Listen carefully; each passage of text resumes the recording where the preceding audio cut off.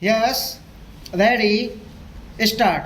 I have listened attentively and with respect to many of the speeches made here, and sometimes I have felt as if I was being buffeted by the ice winds of the Cold War. Coming from a warm country, I have shivered occasionally at these cold blasts. Speaking here in this assembly chamber, and an old memory comes back to me. In the fateful summer of 1938, I was a visitor at a meeting of the League of Nations in Geneva. Hitler was advancing then and holding out threats of war. There was mobilization in many parts of Europe, and the tramp of armed men was being heard. Even so, the League of Nations appeared to be unconcerned and discussed all manner of subjects except the most vital subject of the day. The war had not started then. A year later, it descended upon the world with all its thunder and destructive fury. After many years of carnage, the war ended and a new age was ushered in by the terrible experience of Hiroshima and Nagasaki. Fresh from these horrors, the minds of men turned to thoughts of peace, and there was a passionate desire to put an end to war itself.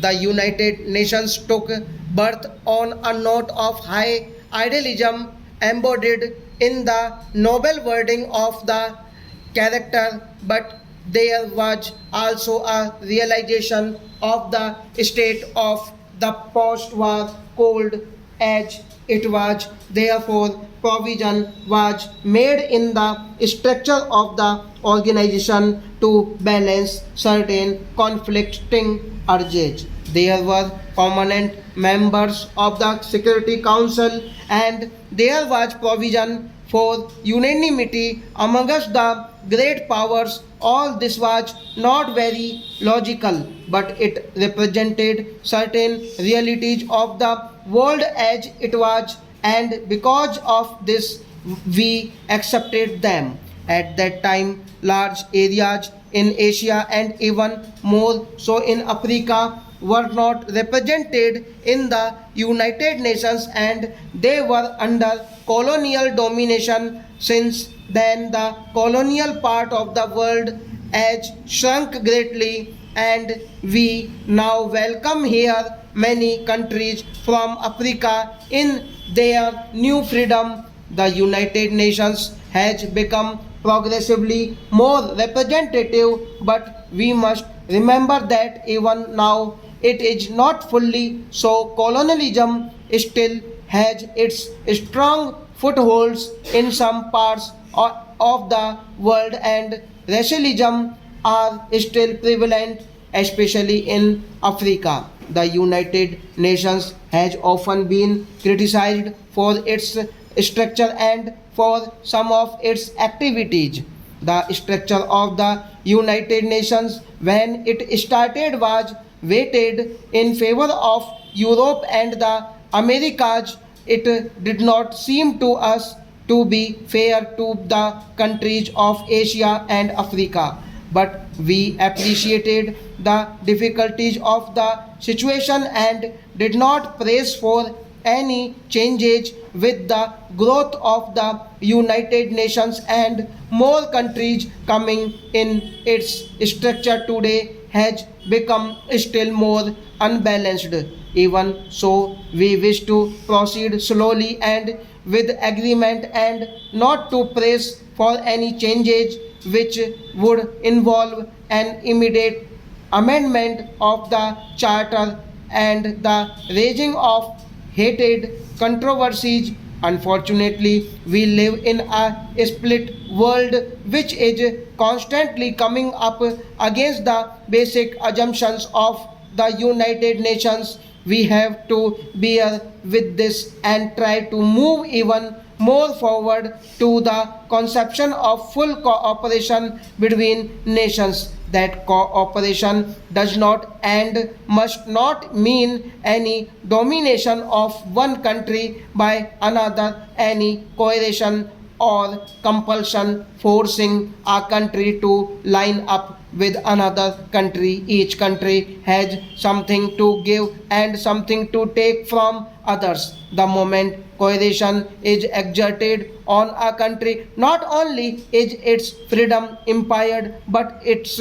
growth suffers. We have to acknowledge that there is great diversity in the world and that this variety is good and is to be encouraged so that each country may grow and its creative impulse might have full play in accordance with its own genius. Hundreds of and thousands of years of history have conditioned us in our respective countries, and our roots go deep down into the soil.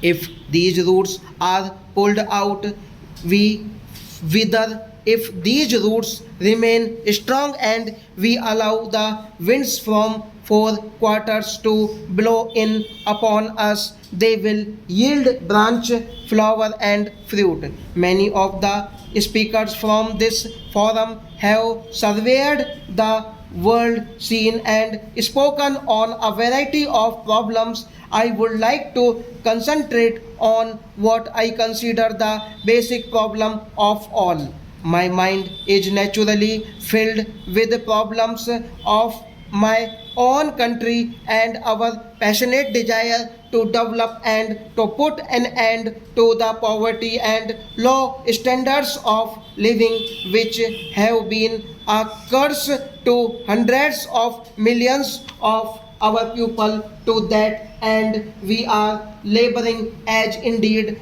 other underdeveloped countries are doing. Even so, there is something else which we consider is of greater importance, that is peace. Without peace, all our dreams vanish and are reduced to a hash. The Charter of the United Nations declares our determination to save succeeding generations from the scourge of war and to reaffirm faith in fundamental human rights. Stop.